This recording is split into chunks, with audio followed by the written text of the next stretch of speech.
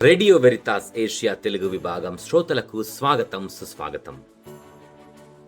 నేటి సువిశేషంలో మనం దేవుని ప్రేమను, దేవుడు మన కొరకు వెదకే ప్రక్రియను, ఆ ప్రయాసను గురించి తెలుసుకుంటున్నాం. ఒక యజమానుడు తనకున్న 100 గొర్రెలలో ఒక గొర్రె తప్పిపోయినచో ఆ తప్పిపోయిన గొర్రె కొరకు ఆ యజమానుడు పడే తపన, ఆ ప్రయాస గురించి దేవుని ప్రేమను మనకు ప్రస్ఫుటం చేస్తుంది. ఈ 100 గొర్రెలలో తప్పిపోయిన ఆ ఒక్క గొర్రె ఉపమానమును మనం నేటి ప్రపంచంలో ఏదో ఒక కంపెనీకో లేక ఒక పెద్ద యాజమాన్యానికో చెప్తే వాళ్ళు బహుశా మనకు ఇలా సమాధానం ఇవ్వచ్చు.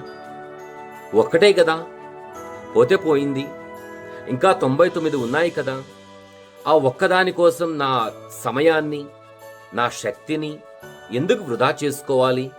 పోతే పోని, ఆ ఒక్క ఉద్యోగే కదా, ఏం కాదులే, ఆయన వెళ్ళిపోవడం వల్ల నాకేమీ నష్టం లేదు, నేనెందుకు అతని కోసం వెతకాలి, ఆ వ్యక్తి కొరకు నేనెందుకు వెనక వెళ్ళాలి, ప్రయాసపడాలి అనే ధోరణి మనకు కనిపిస్తుంది.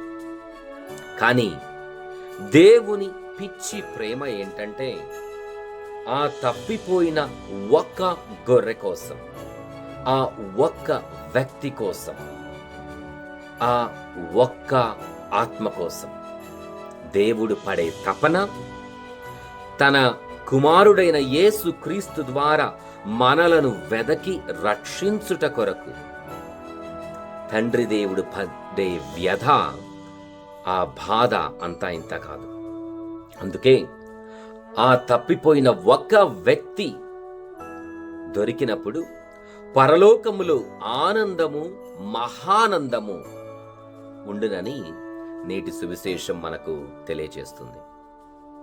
ఆగమన కాలంలో మనం సిద్ధపడుతూ తప్పిపోయినట్టు ఉన్నట్లు ఎడల దేవుడు మన కొరకు స్వయాన వస్తున్నాడని, వెదకుచున్నాడని, తన కుమారుడైన యేసును మన కోసం పంపాడని మనం విశ్వసించాలి. అలా విశ్వసించి దేవునితో మమేకమై జీవించినప్పుడు మనం దేవుని బిడ్డలుగా, దేవునికి ప్రియమైన బిడ్డలుగా, ప్రీతికరముగా జీవించిన వాళ్ళమవుతాం. మరి దేవుడు చూపే ఈ పిచ్చి ప్రేమకు, అమోఘమైన ప్రేమకు, వెదకే ప్రేమకు మనం ఏ విధంగా స్పందిస్తున్నాం? ఈ ఆగమన కాలంలో ఆలోచిద్దాం, ధ్యానిద్దాం, ప్రార్థిద్దాం. ఆమేన్.